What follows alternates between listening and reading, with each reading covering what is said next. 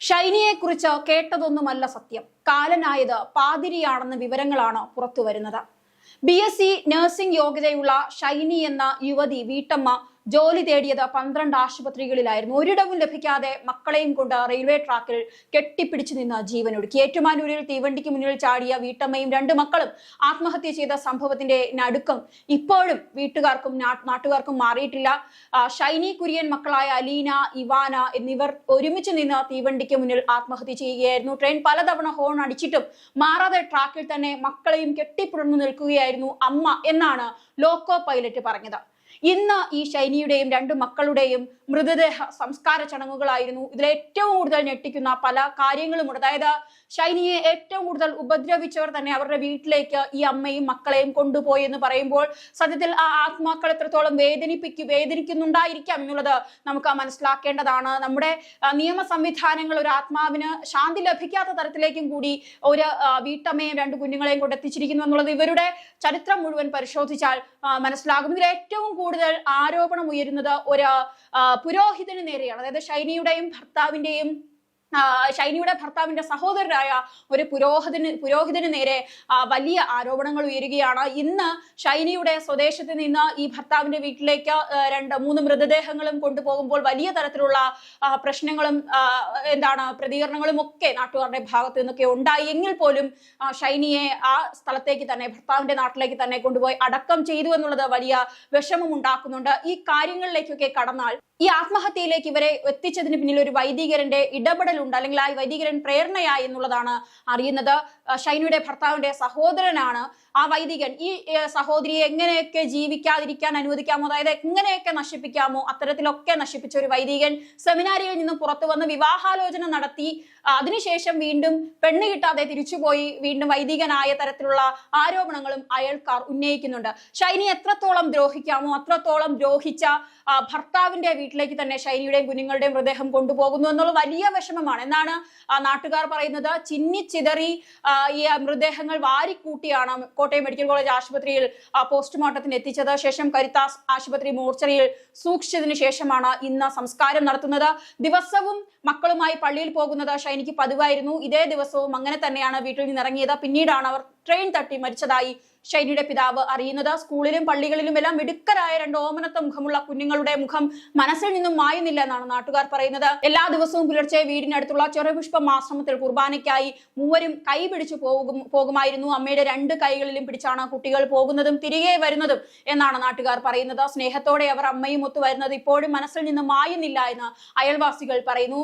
BSc nursing പൂർത്തിയാക്കിയിരുന്ന Shiny നേരത്തെ വിദേശത്തും ജോലിക്കായി ശ്രമിച്ചിരുന്നു. അതിനിടയിൽ ഭർത്താവുമായി ഉണ്ടായ പ്രശ്നങ്ങൾ കടുത്ത മാനസിക സംഘർഷത്തിലാക്കി. നാട്ടിലെങ്ങും ഒരു ജോലി ശ്രമിച്ചിട്ടും കിട്ടാതായതോടെയാണ് കൂടുതൽ മാനസിക സമ്മർദ്ദത്തിലായിരുന്നത്. 2 പെൺമക്കൾ കോട്ടയം ഹോളി ഇംഗ്ലീഷ് മീഡിയം സ്കൂളിലാണ് പഠിച്ചു വരുന്നത്. പഠനത്തിലും പള്ളിവക പരിപാടികളിലും സജീവമായിരുന്നു ഈ കുട്ടികൾ. കുടുംബ വഴക്കും സാമ്പത്തിക പ്രതിസന്ധികളും ഒക്കെയാണ് ഇവരെ ഒരുമിച്ച് ജീവനൊടുക്കാൻ പ്രേരിപ്പിച്ചെന്നുള്ളതാണ് പുറത്തുവരുന്ന വിവരം. അമ്മയെയും സഹോദരിമാരെയും നഷ്ടമായതോടെ മൂത്ത മകനും ആകെ തകർന്ന നിലയിലാണ്. ഇറാഖിൽ മൈനിങ് വിഭാഗത്തിൽ ജോലിയുള്ള തൊടുപുഴ കരിങ്കുന്നം സ്വദേശിയാണ് ഷൈനിയുടെ ഭർത്താവ്. ഇയാൾ ഇപ്പോൾ നാട്ടിലുണ്ട്. ഭർത്താവ് പതിവായി ഷൈനിയുമായി വഴക്കിടുമായിരുന്നു. ഉപദ്രവം തുടങ്ങിയതോടെ 9 മാസം മുൻപ് 2 പെൺകുട്ടികളുമായി ഷൈനി സ്വന്തം വീട്ടിലേക്ക് പോയി. മൂത്ത മകൻ പിതാവിനോടൊപ്പമായിരുന്നു താമസം. നോബിയുമായി ബന്ധം ഏർപ്പെടുത്തിയതിനു ശേഷം കേസ് നൽകിയിരുന്നു. എന്നാൽ ഹിയറിംഗ് നോബി എടുത്തിരുന്നില്ല. നോബിയുടെ കുടുംബവുമായി ബന്ധപ്പെട്ട് പോലും ഷൈനിക്ക് സാമ്പത്തിക പ്രതിസന്ധികൾ ഉണ്ടായിരുന്നു എന്നുള്ളതാണ് മറ്റ് വിവരങ്ങൾ വരുന്നത്. ഭർത്തൃ വീട്ടിൽ താമസിച്ചിരുന്ന കാലത്ത് ഭർത്തൃപിതാവിന്റെ ചികിത്സയ്ക്ക് വേണ്ടി അയൽക്കൂട്ടത്തിൽ നിന്നും ലോൺ എടുത്ത് പണം നൽകിയിരുന്നു ഷൈനി. എന്നാൽ ബന്ധങ്ങൾ വഷളായതോടെ ഈ പണം തിരിച്ചടക്കേണ്ട ബാധ്യത മുഴുവൻ ഷൈനിയുടെ തലയിലായി. ഇതുമായി ബന്ധപ്പെട്ട അയൽക്കൂട്ടക്കാർ പരാതിയൊക്കെ നൽകിയതോടെ കേസും വഴക്കുമൊക്കെ ഷൈനിയുടെ പേർക്ക് വന്നു. ഇതുമായി ബന്ധപ്പെട്ട പ്രതിസന്ധിയും ഷൈനിയെ അലട്ടിയിരുന്നു. ഈ സാമ്പത്തിക പ്രതിസന്ധിയിൽ നിന്നും കരകയറാൻ വേണ്ടിയാണ് ജോലിക്ക് പോകാൻ ഷൈനി തയ്യാറായത്. BSc നഴ്സായി വീട്ടമ്മയെ വിവാഹശേഷം ജോലിക്ക് പോകാൻ ഭർത്താവ് അനുവദിച്ചിരുന്നില്ല. ഇതോടെ വീട്ടിൽ ഒതുങ്ങിയ അവർ ജീവിതത്തിലെ ആവശ്യഘട്ടത്തിൽ ജോലിക്കായി പരിശ്രമങ്ങൾ നടത്തി. എന്നാൽ പലരും കൈവിട്ടു. ജ്ഞാനായ കമ്മ്യൂണിറ്റിയിൽ പെട്ട ഇവർ ഇടവകയുടെ തന്നെ വമ്പൻ ഹോസ്പിറ്റലായ കരിത്താസിൽ ജോലിക്കായി പ്രവേശിച്ചെന്ന് സ്ഥിരീകരിക്കാത്ത വിവരങ്ങൾ വരുന്നുണ്ട്. എന്നാൽ 12 വർഷത്തെ ഗ്യാപ്പ് പറഞ്ഞ് കരിത്താസും ജോലി നിഷേധിച്ചു. തുടർന്ന് 1 കൊല്ലം ഫ്രീ ആയി ജോലി ചെയ്താൽ പരിഗണിക്കാമെന്ന് പറഞ്ഞ അഭ്യർത്ഥന തള്ളിയതായി ആക്ഷേപമുണ്ട്. നേരത്തെ പറഞ്ഞ ഭർത്താവിന്റെ ബന്ധുവായ വൈദികനാണ് ജോലി കിട്ടുന്നതിൽ നിന്ന് ഉടക്കുവെച്ച് ഷൈനി എത്രത്തോളം തകർത്തതെന്നുള്ളതാണ് വലിയ ആരോപണം. എന്തായാലും ഇതുമായി ബന്ധപ്പെട്ട വലിയ ആരോപണങ്ങളൊക്കെ സോഷ്യൽ മീഡിയയിൽ ഇപ്പോൾ വലിയ കാര്യമായി തന്നെ നടക്കുന്നുണ്ട്. ഇനി ഷൈനിക്ക് ഒരു നഴ്സിംഗ് അസിസ്റ്റന്റ് ജോലി നൽകാമെന്ന് അറിയിച്ചതായി കരിത്താസ് പിന്നീട് മറ്റൊരു കുറിപ്പിൽ വ്യക്തമാക്കി. അതിനുശേഷം ഷൈനി മറ്റൊരു സ്ഥലത്ത് ജോലിക്കായി പ്രവേശിച്ചു എന്നുള്ളതാണ് അറിയാൻ കഴിഞ്ഞെന്നുള്ളതൊക്കെയാണ് കരിത്താസ് കൈ കഴുകിക്കൊണ്ട് പറയുന്നത്. എന്തായാലും ഷൈനി ഭർത്തൃപിതാവിന്റെ ചികിത്സയ്ക്കെടുത്ത പണവുമായി ബന്ധപ്പെട്ട കേസ് ഒതുക്കാനും ബന്ധുവായ വൈദികൻ ഉടക്കായി നിന്നു എന്ന ആരോപണമുണ്ട്. ഇതുകൂടാതെ മറ്റിടങ്ങളിൽ ജോലിക്കോ ഷൈനി ശ്രമിച്ചപ്പോൾ ഇതേ വ്യക്തി ഇടപെട്ട് അതെല്ലാം ഇല്ലാതാക്കി. അതായത് ജീവിതത്തിൽ സഹായം ആവശ്യമുള്ളിടത്തെല്ലാം ഈ ബന്ധുവായ വൈദികൻ, അതായത് ഭർത്താവിന്റെ സഹോദരനായ വൈദികൻ വലിയ രീതിയിൽ തന്നെ എല്ലാ തരത്തിലും ഷൈനിയെ ജീവിക്കാൻ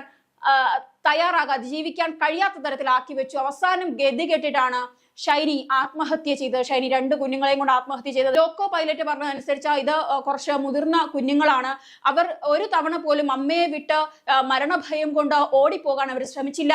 3 പേരും കെട്ടിപ്പിടിച്ച് തന്നെ അങ്ങനെ നിന്നു എന്നുള്ളതാണ് ലോക്കോ പൈലറ്റ് പറയുന്നത്. ചിന്നിച്ചിതറിയ ശരീരങ്ങൾ അദ്ദേഹം ഇപ്പോഴും ഒരിക്കലും മറക്കാനാവാത്തൊരു അനുഭവമായി അദ്ദേഹം പറയുന്നുണ്ട്. അതായത് 3 പേരും വലിയ രീതിയിൽ ഈ ഒരു മരണം ആഗ്രഹിച്ചിരുന്നു, അല്ലെങ്കിൽ അത്രത്തോളം ജീവിതത്തിൽ പ്രതിസന്ധി 2 മക്കളും അമ്മയും ഒരുമിച്ച് അനുഭവിച്ചിരുന്നു എന്നുള്ളത് പറയാതെ വയ്യ. എന്തായാലും ഇതുമായി ബന്ധപ്പെട്ട കുടുംബ പ്രശ്നങ്ങളാണ് മരണത്തിന് കാരണമെന്ന് ബന്ധുക്കൾ ആരോപിക്കുന്നുണ്ട്. നിലമ്പൂർ കോട്ടയം എക്സ്പ്രസിന് മുന്നിലാണ് 3 ജീവനൊടുക്കിയത്. ട്രെയിൻ വരുമ്പോൾ 3 കെട്ടിപ്പിടിച്ച ട്രാക്കിൽ ഇരിക്കുകയായിരുന്നു എന്നുള്ളതാണ് ലോക്കോ പൈലറ്റ് പറയുന്നത്. എന്തായാലും ഈ ഷൈനിയുടെയും 2 മക്കളുടെയും മൃതദേഹം അടക്കം ചെയ്തു കഴിഞ്ഞു. ജീവിക്കാൻ പണം തന്നെ വേണം, അല്ലെങ്കിൽ പണത്തിന് പണം തന്നെ വേണം. ആരുടെയും ഈ മരണത്തിന് ശേഷം, ഷൈനിയുടെ മരണത്തിന് ശേഷം ഈ കുഞ്ഞുങ്ങളെ ഞങ്ങളെ ഏൽപ്പിച്ചുകൂടെയായിരുന്നു എന്നൊക്കെ വലിയ കമന്റുകളും ഇതുമായി ബന്ധപ്പെട്ട ബന്ധുക്കളുടെ പ്രതികരണങ്ങളൊക്കെ നടത്തി. പക്ഷെ അവർക്ക് ആവശ്യമുള്ള സമയത്ത് ഒരാൾ പോലും ഷൈനിയോടൊപ്പം ഉണ്ടായിരുന്നില്ല. അങ്ങനെ ഒരു തോന്നൽ ഷൈനിക്ക് ഉണ്ടായിരുന്നില്ല. സ്വന്തം ഭർത്താവോ അല്ലെങ്കിൽ കുടുംബമോ ഒന്നും തന്നെ തന്നോടൊപ്പം ഇല്ല എന്ന് മനസ്സിലാക്കിയത് മുതലാണ് എല്ലാ തരത്തിലും പ്രതിസന്ധിയിലായതിനു ശേഷം മാത്രമാണ് ആ യുവതി, ആ സ്ത്രീ, ഒരു അമ്മ മരിക്കാൻ, തന്റെ മക്കളെയും കൊണ്ട് മരിക്കാൻ തയ്യാറായത്. എന്തായാലും ദാരുണമായ, വളരെ വിഷമം ജനിപ്പിക്കുന്ന മാലാഖ കുഞ്ഞുങ്ങളെ പോലെയുള്ള 2 കുഞ്ഞുങ്ങളാണ് ഷൈനിയുടെ മക്കൾ. അവരെയൊക്കെ കാണുമ്പോൾ വളരെ വിഷമം തോന്നുന്ന ഒരു വാർത്തയായി തന്നെയാണ് ഇത് മാറുന്നത്. ഷൈനിയുടെയും മക്കളുടെയും സംസ്കാരം നടന്നു കഴിഞ്ഞു. ഇതുമായി ബന്ധപ്പെട്ട ഷൈനി ആത്മഹത്യാ പ്രേരണ കുറ്റത്തിന് ഒരുപക്ഷെ വൈദികനെതിരെയും കുടുംബത്തിനെതിരെയും ഭർത്താവിന്റെ കുടുംബത്തിനെതിരെയും തീർച്ചയായും കേസെടുക്കണമെന്നുള്ളതാണ് വലിയ ആവശ്യമായി ഉയരുന്നത്.